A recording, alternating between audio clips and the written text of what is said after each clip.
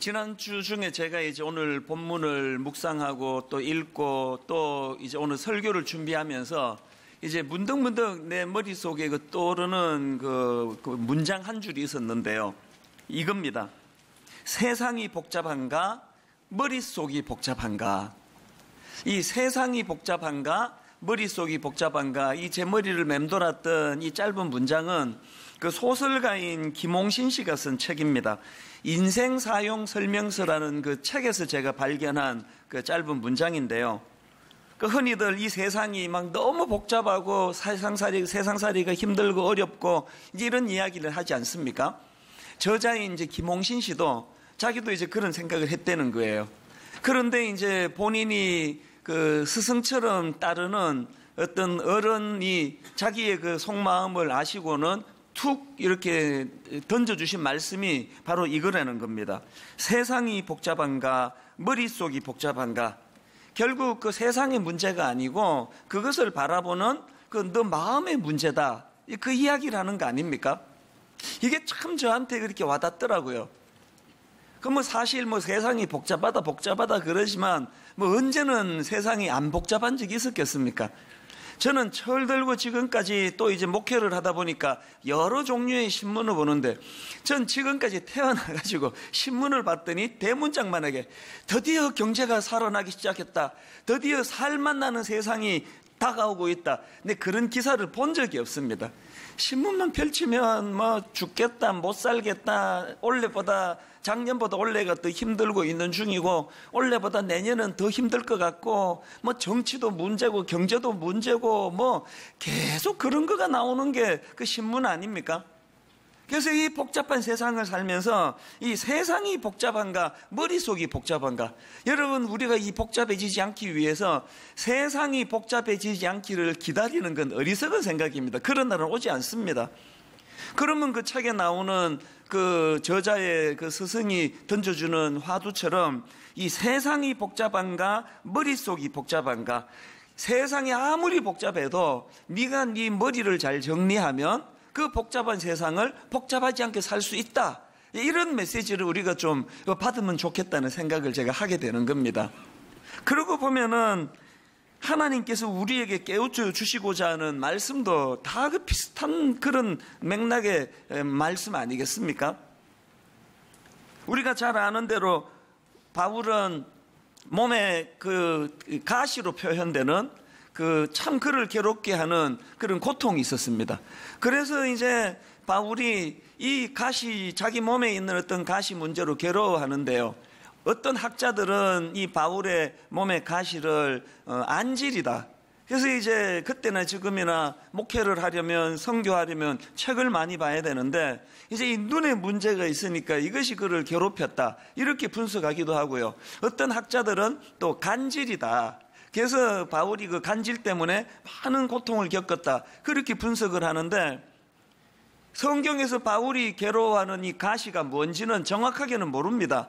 그러나 하나 확실히 아는 건 그것 때문에 자기가 많이 괴롭힘을 당했다는 거예요. 그래서 하나님께 그 문제를 가지고 이 가시 좀 없애달라고 간절히 하나님께 기도하는데 하나님이 그 들어주지 않으십니다. 들어주지 않는 정도가 아니고요. 하나님께서 뭐라 말씀하시느냐 보니까 고린도후서 12장 9절입니다. 나에게 이르시기를 내 은혜가 내게 족하도다. 이는 내 능력이 약한 데서 온전하여짐이라 하신지라. 무슨 말씀입니까? 네가 이 기도 응답을 받아가지고 가시가 없어지면 막 할렐루야 막 기뻐 뛰고 응답을 못 받아도 할 수 없이 수용해서 참아내는 게 아니고 네 생각을 바꿔야 된다는 거예요. 지금 네가 생각하는 네를 괴롭히는 그 가시야말로 내가 네를 겸손한 하나님의 사람으로 만들기 위해서 내가 의도적으로 너에게 장치를 마련해 준 축복이다. 이렇게 주님이 말씀해 주시는 거예요. 그래서 바울이 그 문제를 가지고 이제 깨달음을 하나님 앞에 갖고 가서 그 문제에 대한 깨달음을 얻고 났더니 고린도후서 12장 7절에서 이렇게 이야기합니다.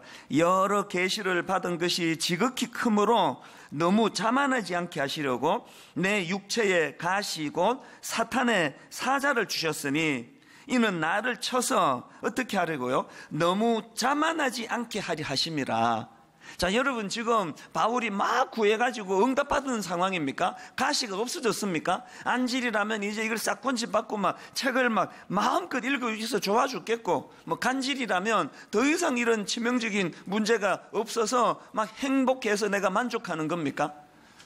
여전히 가시는 뽑히지 않고 있는 거예요. 상황은 하나도 달라지지 않았지만 하나님으로 하여금 그 하나님으로 인하여 자기 내면의 생각이 바뀌어지고 나니까 이걸 이렇게 기뻐하는 거예요. 9절 하반절에도 보니까 그러므로 도리어 크게 기뻐함으로 나의 여러 연약한 것들에 대하여 자랑하리니.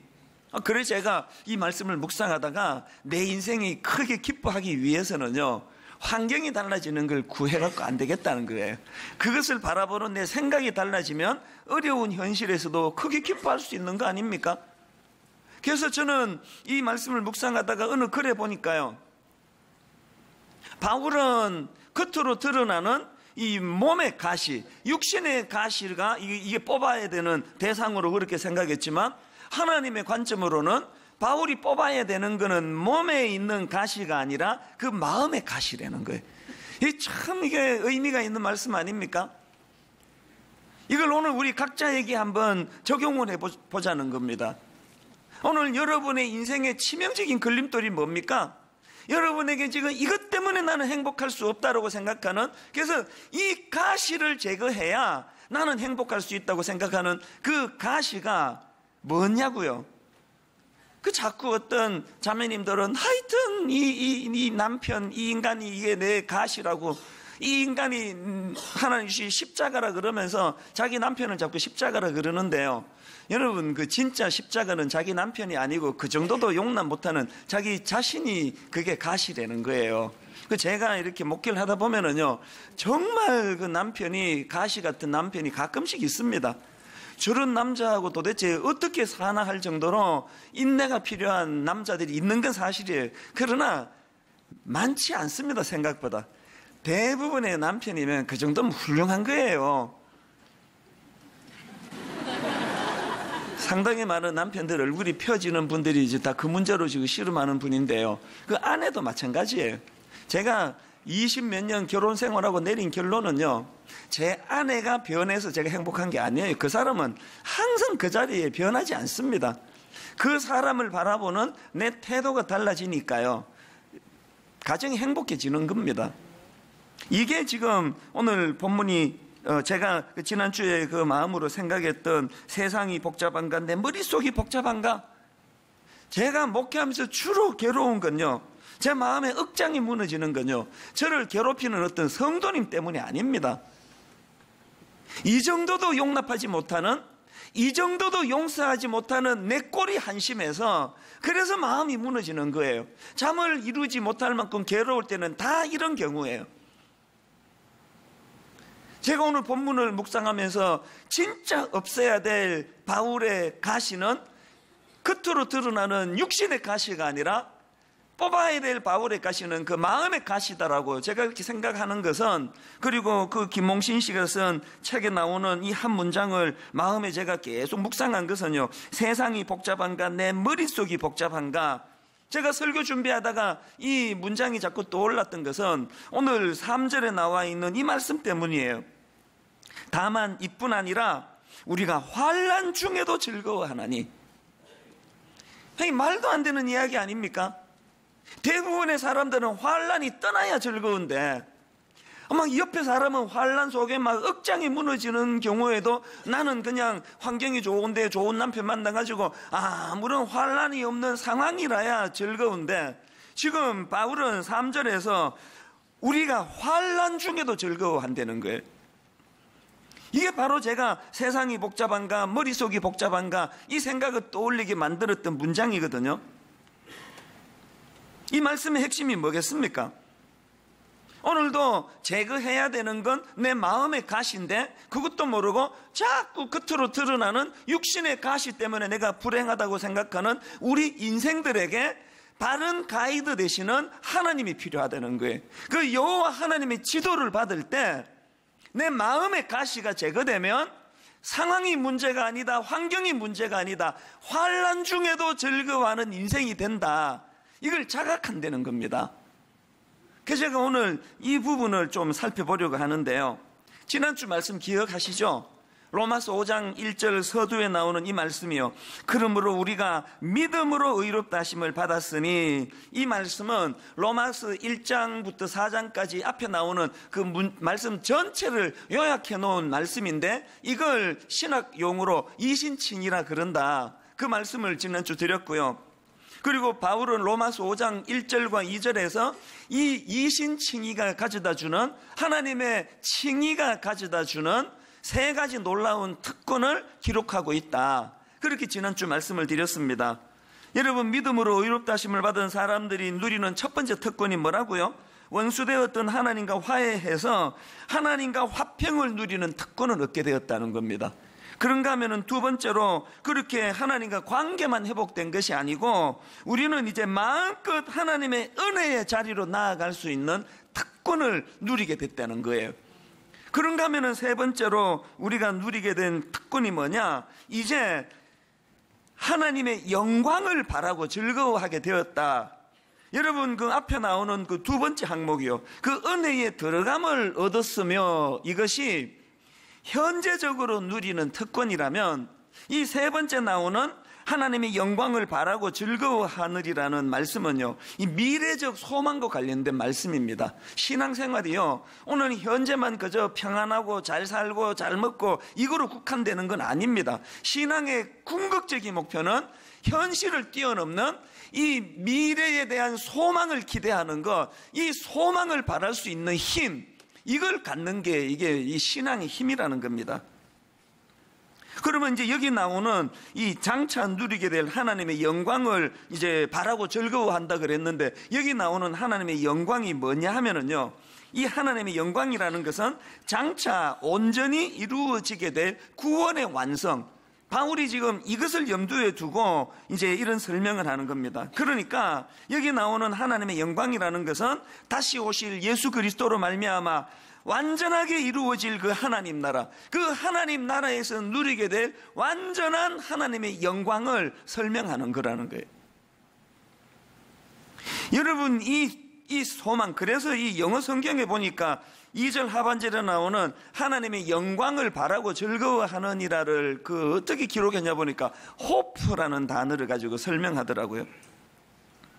Hope of the glory of God. 여러분, 우리 신앙생활에 이 hope라는 단어는 진짜 중요한 단어예요.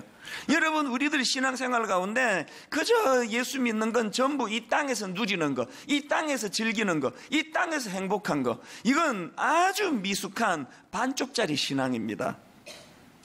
그래서 히브리서 11장 1절에 보니까요, 믿음은 바라는 것들의 실상이요 보이지 않는 것들의 증거니, 여기 나오는 바라는 것들, 이게 소망하는 것, 다시 말해 호프예요. 호프, 바라는 것. 그 실상은 뭐냐? 바라는 것들이 소망하는 것들이라 말할 수 있다면, 여기 나오는 실상이라는 건 그것에 대한 확신, 그것에 대한 자신감을 이야기하는 거예요. 그러니까 여기 나오는 믿음은 바라는 것들의 실상이요 보이지 않는 것들의 증거니라는 이 말은 이렇게 풀이할 수 있습니다. 믿음은 내가 소망하는 것들에 대한 자신감이다. 내가 소망하는 것에 대한 자신감을 갖는 것, 이게 믿음이다. 이렇게 설명할 수 있는 거예요. 여러분, 여기서 우리가 좀 반성해야 될 게 있지 않습니까? 믿음은 바라는 것들의 실상이고 보이지 않는 것들의 증거. 다시 말해, 믿음은 우리가 소망하는 것에 대한 자신감이라고 할 수 있는데, 온통 내 믿음은 그저 눈에 보이는 현실적인 것밖에 머물러 있지 않다면 참 부끄러운 모습이라는 것입니다. 그래서 로마서 8장 18절, 생각하건대 현재의 고난은 장차 우리에게 나타날 영광과 비교할 수 없도다. 이 기대하는 마음, 또 내가 기대하는 것에 대한 이 자신감, 이 확정된 마음, 이게 믿음이라는 겁니다. 자, 그러면 이제 이 3절 4절에 나와 있는 이 내용들을 좀 더 자세히 살펴보기를 원하는데요, 우리 3절 4절 한 목소리로 같이 한번 읽어보시겠습니까? 내용을 잘 살피면서 천천히 같이 읽습니다. 시작.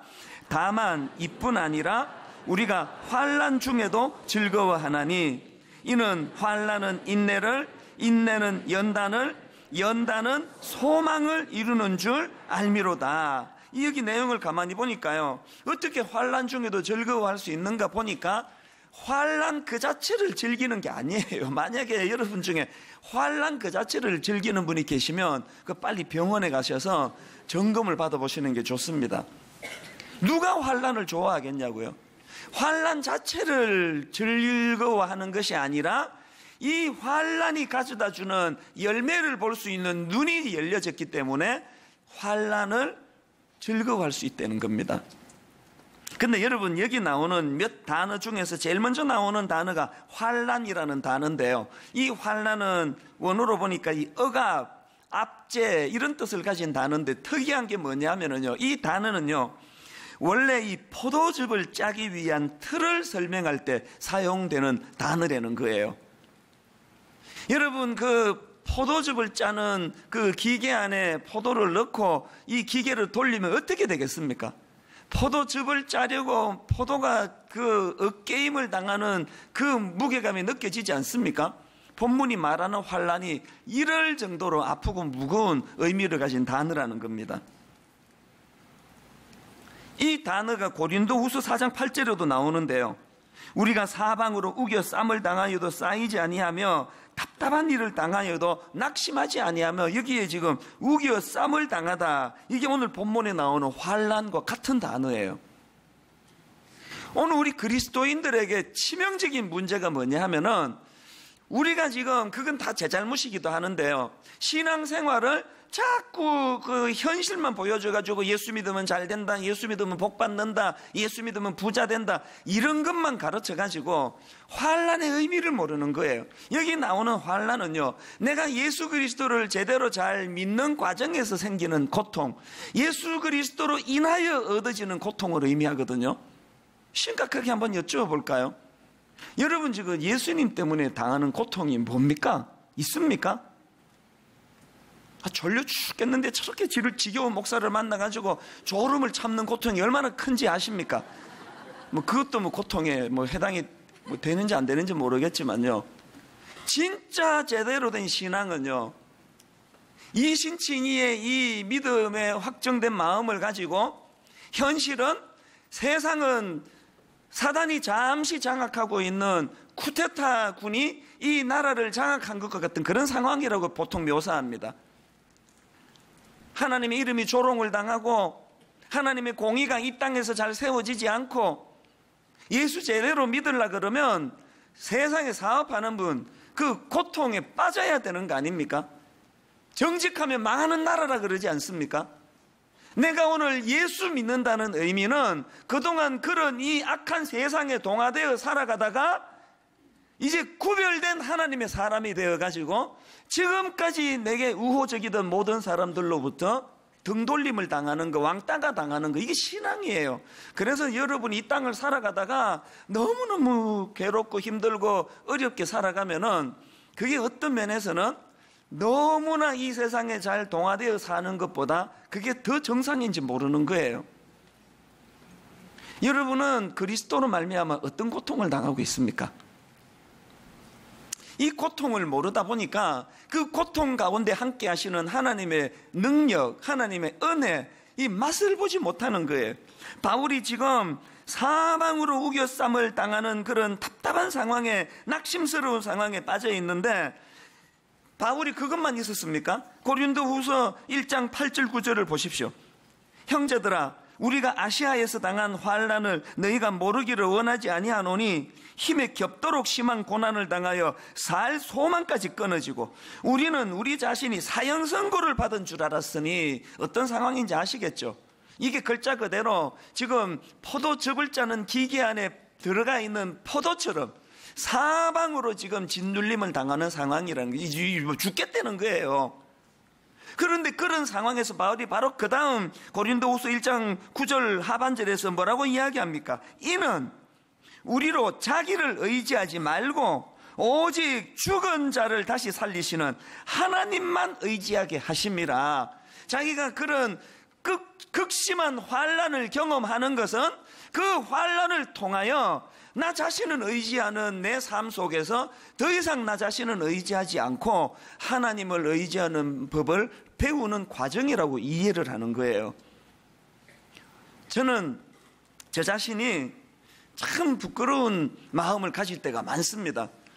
뭐 큰 교회 목사가 되고 뭐 제 설교를 뭐 얼마나 많은 사람이 듣고 그런 이야기를 들을 때마다 과연 저에게는 이만한 무게의 믿음이 제게 있는가? 이 환난이라는 이 통로를 나는 과연 거쳐냈는가? 그 부끄러움을 느낄 수밖에 없는 겁니다.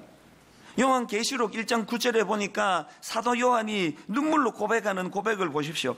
나 요한은 너희 형제요 예수의 환난과 나라와 참음에 동참하는 자라. 하나님의 말씀과 예수를 증언하였으므로 말미암아 반모라 하는 섬에 있었더니, 지금 여러분 이 사도 요한이 저처럼요 강단에서 마이크 들고 환난을 이겨내라고 그렇게 떠들고 있는 게 아니에요. 사도 요한은 지금 예수 잘 섬기고자 하는 그 선한 마음 때문에 반모라는 섬에 갇혀서 극심한 고난 중에 있습니다. 그 고난 중에 있던 요한이 절대로 좌절하지 않고 낙심하지 않을 수 있는 힘이 어디서 나오느냐? 자기는 그 고난을 어떻게 이해합니까? 9절을 다시 보십시오. 나 요한은 너희 형제요, 그 다음에 예수의 환난과 나라와 참음에 동참하는 자라. 지금 요한은 자기가 겪고 있는 그 극심한 고난을 예수님의 고난에 동참하는 행위라고 인식하니까 몸은 힘드는지 몰라도 마음의 갈등은 없는 거예요. 저는 이 말씀 앞에서 참 부끄러움을 느낍니다. 이게 본문이 말하는 환난이라는 단어의 의미인데요. 그런가 하면은 두 번째 나오는 단어가 인내라는 단어입니다. 3절을 보십시오. 다만 이뿐 아니라 우리가 환난 중에도 즐거워하나니, 왜 즐거워하느냐? 환난은 인내를 가져다 준다는 거예요. 그 인내라는 이 단어의 뜻이 뭐냐 보니까요, 심한 압박 속에서도 포기하지 않고 오래 견딜 수 있는 힘, 이게 인내래요. 여러분 어떻게 환난을 즐거워할 수 있냐고요? 자기가 겪고 있는 이 환난이 이런 아름다운 덕목을 만들어 준다는 거 아닙니까? 야고보서 1장 2절 3절에도 보니까 내 형제들아 너희가 여러 가지 시험을 당하거든 온전히 기쁘게 여기라. 이는 너희 믿음의 시련이 인내를 만들어내는 줄 너희가 알미라. 저는 지금 많은 어려움 중에 있는 우리 성도님들이 바로 이 야고보서 1장 2절 3절을 구현해내면서 인내로 기쁘게 그 환난을 감당하는 많은 성도들을 제가 알고 있습니다. 저한테 보내주시는 이메일의 대부분이, 저한테 보내주시는 손편지의 대부분이 다 이 이야기예요. 인간적으로는 내가 이것을 견뎌낼 수 없는 고난이고 고통인데 하나님이 어떻게 힘을 주셔서 내가 이 과정을 잘 인내하고 있는지 목사님은 모르실 겁니다. 저를 위해 기도해 주시기 바랍니다. 생각보다 많은 분들이 이 연단의 과정을 그렇게 수용하는 것이 얼마나 감사한지 모르겠습니다. 그런가 하면 세 번째 나오는 단어가 연단이라는 단어입니다. 3절을 다시 보십시오. 다만 이뿐 아니라 우리가 환난 중에도 즐거워하나니 이는 환난은 인내를, 인내는 연단을. 근데 여러분 여기서 여러분이 꼭 하나 메모를 하셔야 되는 게요, 이 연단이라는 이 단어예요. 이 썩 잘된 번역은 아닙니다. 영어 성경으로 보니까요, 여기 나오는 연단을 캐릭터라는 단어로 그렇게 번역을 하고 있는 겁니다. 그 왜 그러냐 하니까요, 여기 나오는 이 연단이라는 단어를 원어로 보면은 이거는 이 연단된 인격으로 번역할 수 있는 단어들에는, 그래서 캐릭터라는 단어를 쓰는 겁니다. 왜 환난을 우리가 즐거워하느냐고요? 환난은 우리에게 인내를 만들어주고요, 그렇게 오래 참음을 통해 가지고 환난은 우리에게 뭘 가져다 줍니까? 연단된 인격을 가져다, 연단된 인격을. 오늘 제가 자꾸 그 저의 부끄러움을 오픈하게 되는데요, 설교자로서 저는 뭐 설교를 어떨 때는 막 죽을 쓰고 어떨 때는 막 설교가 시원하게 잘 풀리지 않아도 그거 뭐 조금 그냥 괴로워요. 왜? 다음 주일 또 더 잘하면 되니까. 그러나 근본적으로 제 마음의 괴로움을 가중하게 하는 마음의 부담이 뭐냐 하면은, 과연 저에게 이 연단된 인격이 있는가? 우리 장로님들, 여기 우리 권사님들, 여러분 교회에 그 정도 위치에 계시다면 여러분에게 그 신분에 걸맞는 연단된 인격이 있습니까? 제가 우리 그 젊은 그 목사님들에게 한 번씩 잔소리를 할 때가 있습니다. 그렇게 그냥 설교를 끝내주게 잘하는데, 자기한테 뭔 일이 좀 생기고 가족들한테 좀 어려움이 생기고 하면은 막 얼굴이 사색이 돼가지고 막 우왕좌왕하고 막 이런 모습을 보면은 제가 그 좀 싫은 소리를 할 때가 있습니다. 그 좀 자기가 설교한 대로 좀 살면 얼마나 좋을까. 그렇게 믿음의 용사로 설교를 했으면 어떻게 이렇게 이런 일에 그렇게 당황하고 우왕좌왕하고 좌절하고 낙심하고 그러느냐고. 제가 그렇게 젊은 교역자들한테 싫은 소리 하는 그 심리는요, 그게 제 모습을 보는 것 같은 거예요. 제가 바로 저런 꼴을 하고 살아가는 것 같으니까, 오늘 여러분에게 이 연단된 인격이 있습니까? 욥기 42장에 보면은 그 고난의 과정을 잘 이겨낸 욥이 얼마나 아름다운 고백을 합니까? 욥기 42장 5절 6절을 표준 세번역을 한번 보십시오. 욥이 이렇게 고백합니다. 주님이 어떤 분이시라는 것을 지금까지는 제가 귀로만 들었습니다. 그러나 이제는 제가 제 눈으로 주님을 뵙습니다. 그러므로 저는 제 주장을 거두어 드리고 티끌과 잿더미 위에 앉아서 회개합니다. 여러분, 이 환난의 과정을 거친 욥이 우리와 다른 모습이 뭐라고 여러분은 생각하십니까? 욥이 발견한 게 뭐예요? 자기가 티끌과 잿더미 위에 앉아서 회개하는 그 중심에는 하나님 앞에서 내가 바로 이 잿더미 같은 존재다, 이 티끌 같은 존재다, 먼지 같은 존재다, 하나님 앞에 내가 얼마나 보잘것없는 존재인가를 자각했기 때문에 내 주장을 거두어 드리고 하나님께 회개의 자리로 나가는 거예요. 오늘 젊은이들이 교회를 자꾸 떠납니다. 막 지금 계속 떠나고 있습니다. 저는요, 요즘에 그 청년들 모인 집회에서 초청이 자꾸 들어오는데 제일 괴로운 게 그거예요. 계속 사양을 해야 되니까. 저는 청년들이 모이는데 갈 자신이 없습니다. 세상에 그냥 불같이 교회가 복음의 능력으로 타오르던 교회를 이렇게 그냥 싸늘하게 죽여버린 주범 중에 한 사람이 그 전대 나이로 봐가지고 말이에요. 내가 무슨 낯짝으로 이 10대 20대들을 찾아가가지고 예수 잘 믿으라고 내가 설교할 용기가 나지를 않아요. 왜 젊은 사람들이 교회를 이렇게 자꾸 떠나고 교회를 막 아주 시시한 집단으로 봅니까? 도대체 어른들을 보니까 연단된 캐릭터가 없는 거예요. 연단된 인격이 없는 게 막 전부 그냥 말 갖고 다 때우는데, 말은 막 복음으로 완전히 도배를 했는데 연단된 인격이 안 보이는 거예요. 연단된. 여러분 존재가 진짜 하나님 앞에서 티끌 같다, 먼지 같다는 생각을 진짜 하십니까? 양심 있으면 대답해 보세요. 여러분 스스로가 진짜 하나님 앞에 먼지 같은 존재라고 자기를 인식하십니까? 그걸 인식하는 사람이 무슨 목소리가 그렇게 크냐고요. 부부간에 뭐 네 탓이다 내 탓이다 하는데 내가 보면 둘 다 탓이에요. 둘 다. 먼지같이 여기는 존재가 상대방을 그렇게 무시할 수 있습니까? 고부간의 갈등 다 여기서 나오는 거 아닙니까? 자기는 우뚝 선 하나님의 놀라운 딸이고 저 며느리가 먼지 같은 존재라고 생각하니까, 또 반대로 며느리들은 또 반대로 생각하니까, 오늘 우리가 추구해야 되는 정말 중요한 덕목이 있다면 자기 자신에 대하여 이 연단된 인격으로 자기를 보는 게, 자기는 욥처럼 나는 하나님 앞에서 먼지 같은 존재다. 오늘 분당 우리 교회 성도님들이 이신칭의 은혜를 주시는 하나님의 은혜로 환난을 잘 통과해서 연단된 인격의 자리까지 나아가는 그런 저와 여러분 되시기를 바랍니다. 이 고난이 주는 유익이에요. 그래서 여러분이 찰스 스펄전이요 참 놀라운 말을 했습니다. 이렇게 말했습니다. 내가 슬픔과 고통 중에서 얻은 유익을 다 합치면 헤아릴 수조차 없다. 고통은 내 집에서 최고의 가구요, 목사의 서재에서 최고의 책이다. 이 스펄전 목사님의 이 고백을 여러분 어떻게 생각하시면 다시 한번 들어보세요. 내가 슬픔과 고통 중에서 얻은 유익을 다 합치면 헤아릴 수조차 없다. 고통은 내 집에서 최고의 가구요, 목사의 서재에서 최고의 책이다.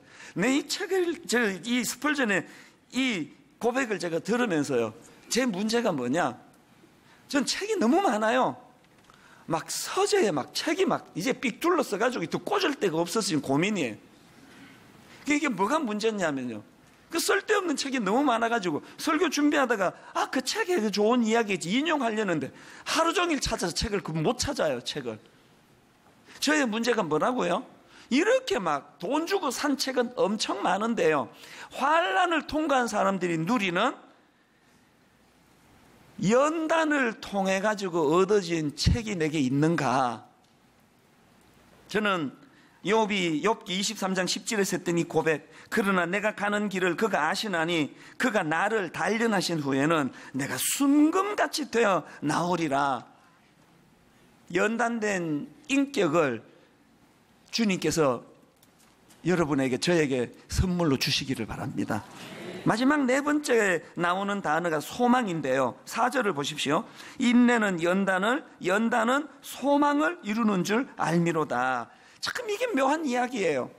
자, 여러분, 지금 이 환난의 마지막 종착지가 이게 이 소망을 갖게 되는 거기 때문에 내가 이 환난을 즐거워한다 그러는데, 이 본문의 구조가 참 묘한 게요, 2절에 보면은 말미에서 이신칭의를 통해 이미 이 환난의 과정을 거치기 전에 이미 소망을 받은 거 아닙니까? 이미 소망이 있었기 때문에 그 소망의 힘으로 환난을 이겨낼 수 있는, 즐거워할 수 있는 원동력을 얻었다 그랬는데, 그런데 이 환난을 잘 이겨냈더니 얻게 되는 게 또 소망이에요. 뭘 의미할까요? 그리스도인의 이 땅에서의 삶이라는 것은요, 이 선순환이에요. 내게 환난이 찾아오면 믿음 없는 사람들은 이것 때문에 절망하고 좌절하고 낙심하는데, 내게 환난이 찾아올 때, 3절의 환난이 찾아올 때 이미 하나님 주신 2절의 소망, 내가 가진 소망을 가지고 이 환난을 즐거워하는 것으로 만들어버려요. 그래가지고 쭉 과정을 통해 이 환난을 통해 내게 더 큰 소망이 생겨요. 이미 있는 소망에다가 이 소망이 강화가 되는 거예요. 이 소망이 강화가 되니까 좀 지나다 보면 또 환난이 찾아와요. 이번에는 더 큰 강화된 소망이 내게 있으니까 지난번보다는 조금 더 가볍게 이 환난을 이겨내요.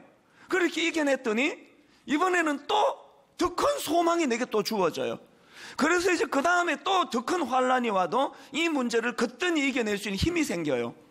그래서 여러분, 여기에 뭐 나도 환난이 있습니다 이렇게 생각하시지만, 사람마다 이 환난의 질은요 완전히 다른 거예요. 나이테처럼 환난으로 인한 소망이 겹겹이 세워진 그 하나님의 아름다운 변화된 그 인격의 사람이 있는가 하면은 참 그 보잘것없는 소망으로 간당간당하는 그런 사람들도 많은 거예요.